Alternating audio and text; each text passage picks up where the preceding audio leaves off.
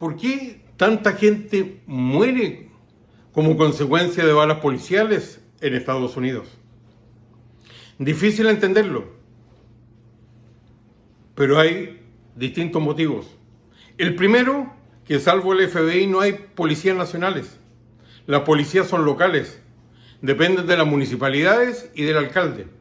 Es el alcalde y no el ocupante de la Casa Blanca quien dirige, salvo el FBI, a las policías.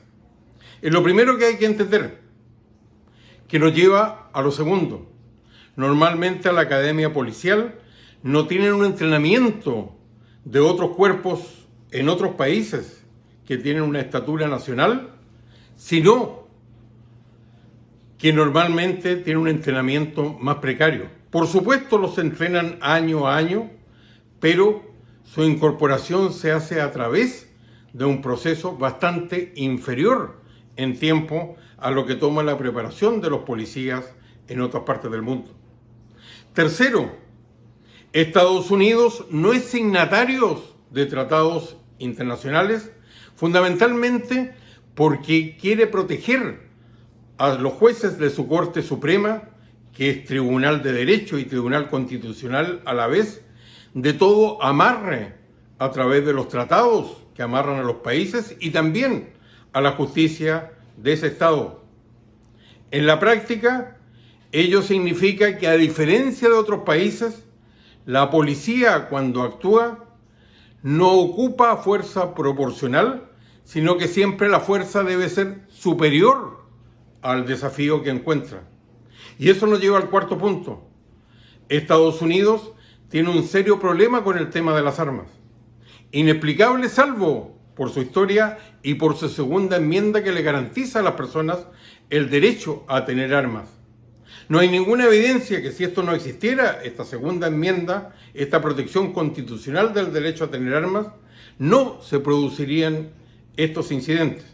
Probablemente se daría, al igual que en otros países, una situación en la cual estos países o estas personas podrían no tener armas, pero jamás aquellos que cometen delitos van a dejar de tenerlas. Ni siquiera es Estados Unidos el país que tiene más armas per cápita. Hay otros países que tienen más armas que Estados Unidos, incluyendo países donde no ocurren las masacres que fundamentalmente ocurren acá. Por lo tanto, en toda acción policial está el tema de que la persona a quien se quiera reducir puede estar armado. Lo que no hay explicación es por qué se dispara primero y se pregunta después. No es un tema, a pesar de la cantidad de minoría negra que muere, de racismo sistémico. Estados Unidos es un país que ha sido particularmente ineficiente en enfrentar este problema, pero probablemente no hay otro país donde esto se discuta diariamente y esté tan consciente de la necesidad de superar este problema. Sí existe el tema de fondo, que es el tema de la cantidad de armas y cómo se enfrenta esta situación. Hay un tema de entrenamiento, hay un tema legal, pero también hay un tema donde se dispara primero y se pregunta después como tema de procedimiento.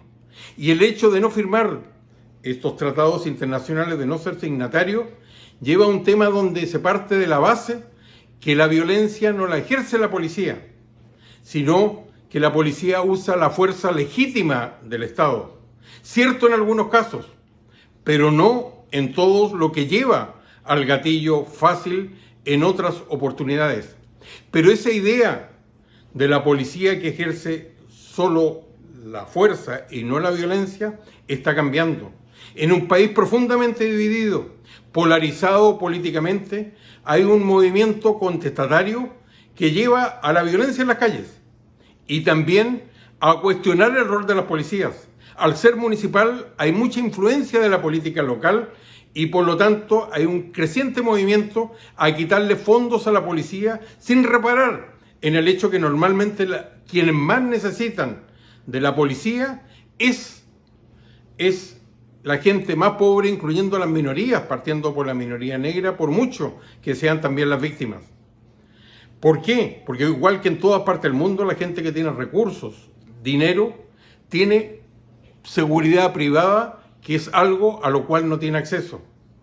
Sin embargo, este es un tema, la tenencia de armas y la violencia resultante de esta tenencia, incluyendo a policías y a personas civiles, un problema difícil de explicar y también de entender fuera de Estados Unidos.